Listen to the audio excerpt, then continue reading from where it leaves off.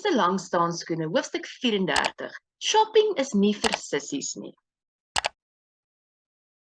Wouter got his driver's license the day before and insists that they go to Wimpy after school to celebrate. Lien tries to make excuses because she really needs to go to work and get some money. But she feels bad because she has been neglecting him lately. So she agrees, but tells him that she can't stay long. They sit at the usual table and they have a fun time. But Wouter mentions Ricky's name often. This irritates Lien, and she doesn't know why, because she only likes Wouter as a friend. She tells Wouter she needs to ask him a favor, a guns.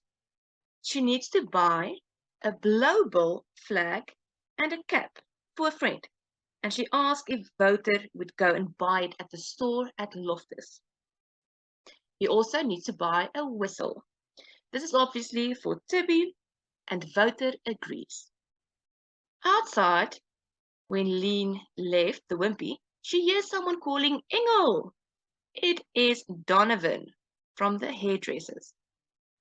He tells her that Sue Ellen now just wants to work in the mornings to spend more time with the baby, and that they want Lien back. They will pay her more money. Lien says no, and Donovan tells her to think about it and to call him. At work, Lien asks Roos what happened to her husband. Roos replies with gone, a long time ago. She tells her that they stayed on a farm near Tanin. Her husband worked for the farmer, and it was so nice to live there. But then her husband stole money from the farmer and he chased them away. The husband then left with another woman. It was just Roos and a daughter, and the daughter was in matric. The daughter started working at an insurance company and got involved with this guy. That was rubbish. 3 babies later, the daughter is without a husband and working at the agency, and Roos is begging.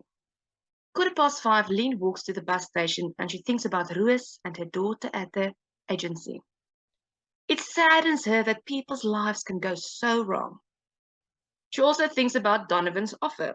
He did say more money, but she doesn't expect fireworks. In front of the liquor store, she passes Johnny. He is carrying a bag that is clearly a bottle of alcohol. He is counting money in his hand.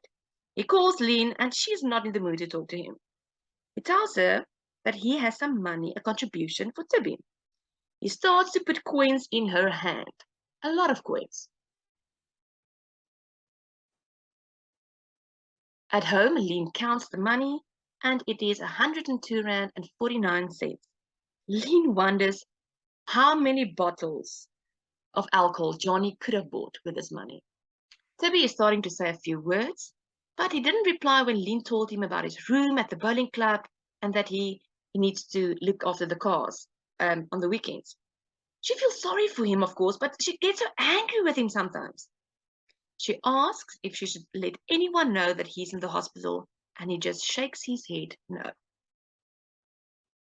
Sister Vermeulen tells Lien that Tibby can go home at the end of the week.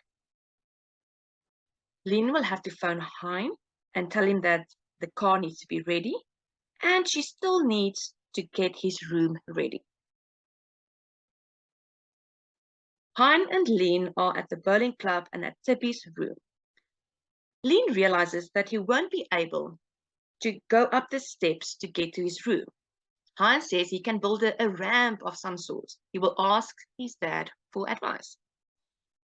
The room is small with only a bed and a speelkas, a cupboard. Hein says they need to saw the legs of the bed shorter so that Tibby can get on it. And they also need to put a little step in front of the toilet and the sink so that he can reach it. Lien is so grateful that Hein came with her. She would never have thought of stuff like this. Driving back, she thanks him and promises him to one day make it up to him. Lien thinks about the matric dance. They haven't talked about it since he asked her, and she declined him. Remember, she declined him because she's going with Wouter. Okay guys, this was hoofstuk 34. I hope that this helped you. Goodbye.